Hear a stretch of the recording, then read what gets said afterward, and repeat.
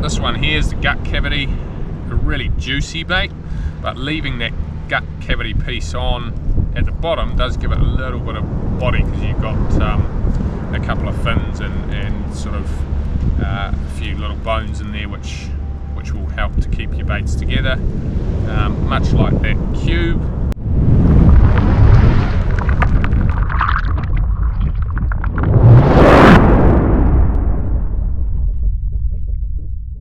Bait up the pilchard, like so, for surf casting. Pilchard, there's a lot of different ways to bait a pilchard, so these are just a couple of the ways that I often do mine.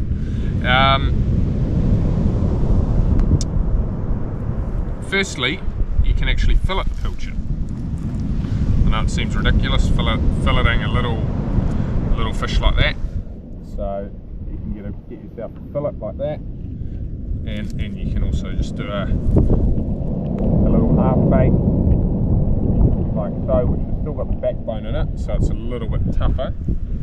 I'll just grab another pilchard.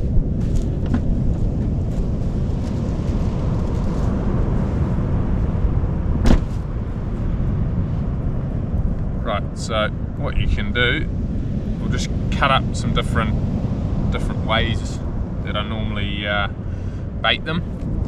So the other option is just simply cut off a tail section and use a nice piece like so. A cube is another one you can do like that, literally a cube. Then there's also the juicy head section,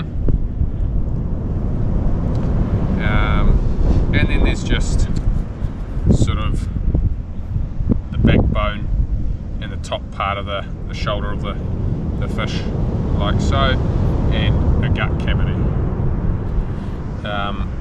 Now all these different baits require slightly different baiting techniques, cottoning techniques. This here, what I like to do is I like to just get the fillet and fold it in half, so you've got skin side to skin side. Sometimes it's quite good to just very gently just scour that with the knife. Just means that it folds, usually folds quite a bit easier. And then just cotton that up.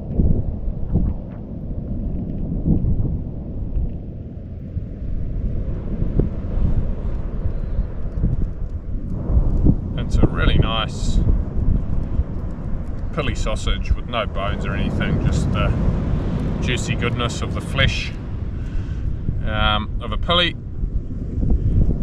A couple of half hitches, stop your cotton coming undone. Oops. So that there would be one.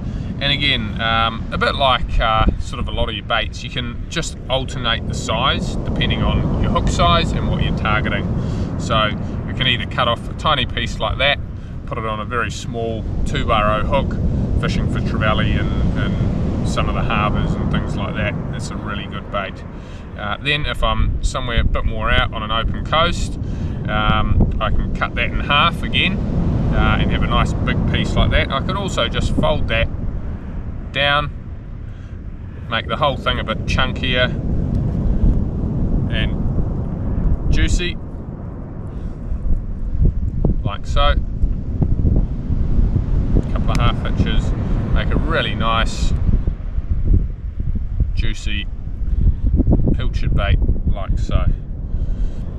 I'll show you how to, once I've cottoned them all up and showed you how to do that, we'll go through and I'll put them on the hook.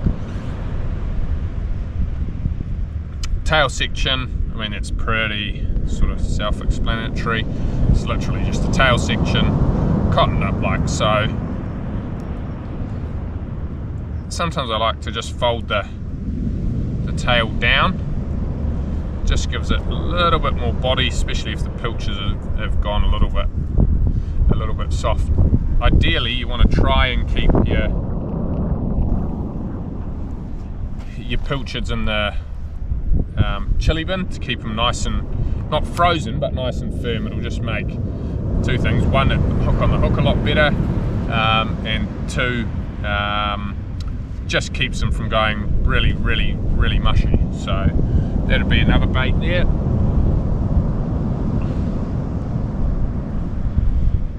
So this was the piece with the backbone in it, much like the tail. I'd just cotton that up, kind of fold it together a little bit, cotton it up. Having a backbone in the middle means that it still gives you, it's a little bit of a harder wearing pilchard bait, I guess you'd say, because it has that backbone in it.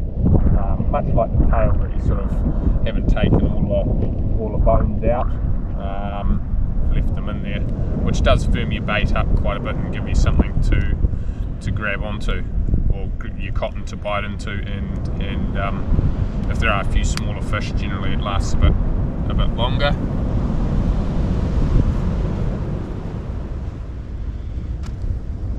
Then we've got your cube bait, which I dropped in the sand, but anyway.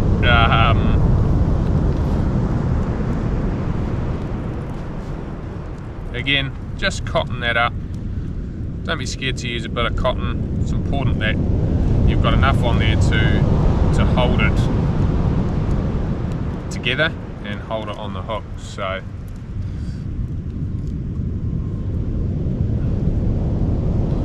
I normally use a slightly thinner cotton, but this was what I had with me today, and makes it a bit easier also to just see what we're doing. It's always nice to have a bucket of water and a nice rag for when you are baiting and cottoning up. Two things: one is it means that if you're baiting up different types of bait, you're not kind of contaminating the bait as such, but also it's just nice to clean your fingers and dry your fingers every now and then. This one here is the gut cavity, a really juicy bait, but leaving that gut cavity piece on at the bottom does give it a little bit of body, because you've got a couple of fins and sort of a few little bones in there which will help to keep your baits together. Much like that cube, just cotton it up. You want to make sure you cotton it reasonably well, so otherwise you're going to cast out and your bait's going to go flying off one way and your sinker's going the other way. This was a leftover from the fillet and the tail section. Now you could just cut that up there and cotton that up, and you'd end up with sort of a similar bait to the other side of the fillet that still had the backbone in it. The head, again, because you've left the head on, this is a really tough bait and big bait. So again, just cotton that up like so. Really nice juicy bait if you leave a little bit of that shoulder and gut cavity on.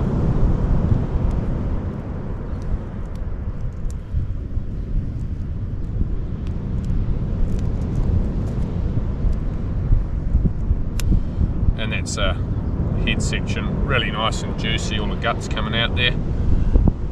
And then we have the shoulder, much like a cube. Just cotton that up. That's got both sides of the pilly on it and the backbone running in it. So again, quite a firm, nice bait.